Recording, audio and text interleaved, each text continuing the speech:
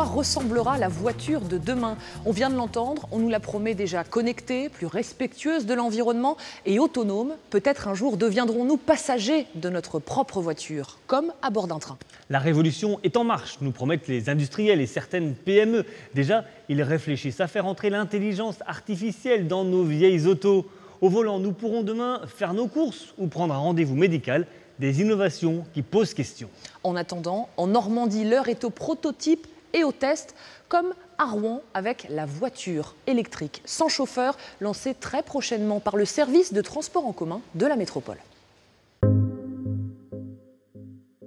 C'est l'une des 4 voitures qui va sillonner à partir de juin prochain la zone du Madrier, près de Rouen.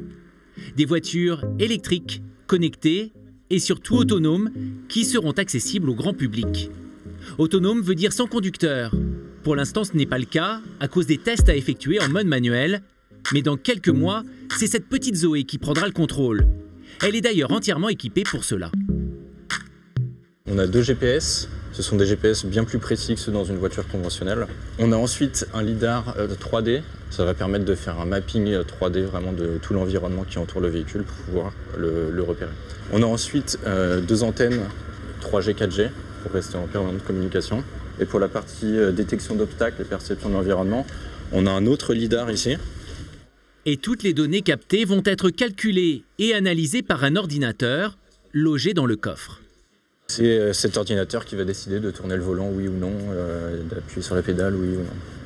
C'est notre Autonomous Drive. Donc le conducteur du futur, c'est lui? C'est ça, il est juste là. Ce robot véhicule, pourrait-on dire, est le résultat d'un partenariat étroit entre Renault et Transdev, le leader mondial de la mobilité et dont la TCAR est une filiale. Et c'est justement au poste de commandement central des transports en commun rouennais que l'on va surveiller de près ces voitures autonomes. Un opérateur spécifique aura même constamment un œil sur elles. Depuis ces postes, on pourra voir, comprendre ce qui se passe, comme si on avait un conducteur à bord du véhicule.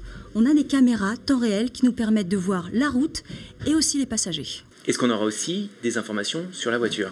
On aura en temps réel toutes les données techniques de la voiture, que ce soit son taux de charge, puisque ce sont des voitures électriques, et l'état de tous ces capteurs. Et en cas de problème, un arrêt d'urgence pourra donc être opéré à distance. Car la sécurité, c'est la priorité de tous les acteurs du projet.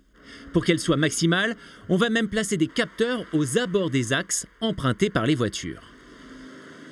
On a la voiture et aussi des capteurs dans l'infrastructure qui vont pouvoir aider la voiture sur des endroits type les ronds-points, les choses comme ça, à pouvoir percevoir beaucoup plus qu'elle ne pourrait voir. C'est-à-dire voir des axes qu'elle ne verrait pas dans son champ de vision, parce que les capteurs pour l'instant ont un champ de vision assez restreint.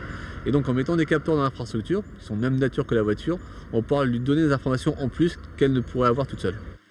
Actuellement, toutes les données des expérimentations en cours sont passées au peigne fin par une petite trentaine d'ingénieurs et de doctorants, notamment celles sur la trajectoire des véhicules. L'équipe qui les traite est plutôt jeune et surtout très enthousiaste de travailler sur un projet aussi novateur.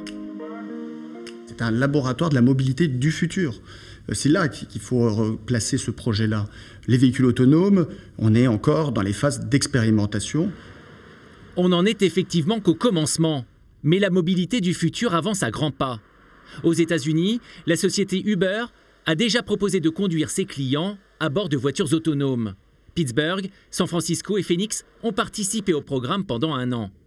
En France, les constructeurs comme PSA et Renault ont fait d'énormes progrès ces derniers mois.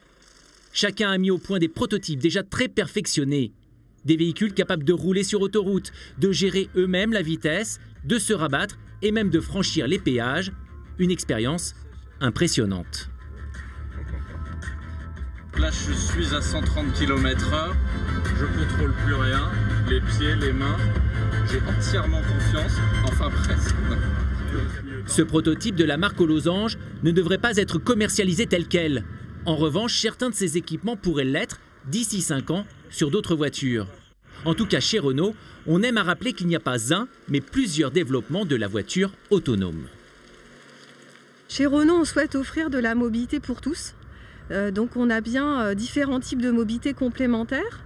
On va continuer à avoir le véhicule particulier qui va gagner en autonomie, donc notamment sur autoroute.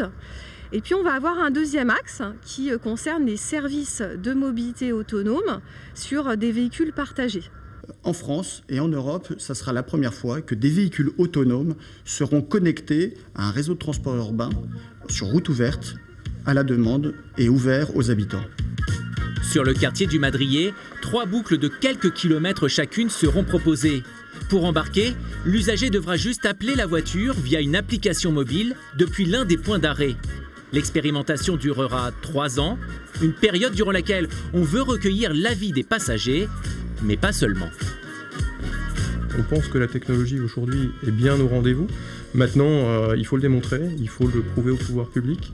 Il faut également convaincre les passagers, les futurs clients, que oui, la technologie est bien là et que le service sera rendu, toujours en prenant en compte leurs préoccupations. Et puis, il faudra prouver aux partenaires publics et privés qu'ils ont eu raison d'investir 11 millions d'euros dans ce projet, leur montrer également que la sécurité est assurée, ce qui permettra peut-être, dans les années futures, de faire évoluer la loi pour que la voiture autonome le soit totalement. Car pour l'heure, il y a obligation d'avoir un technicien à bord, prêt à reprendre la main à la moindre alerte.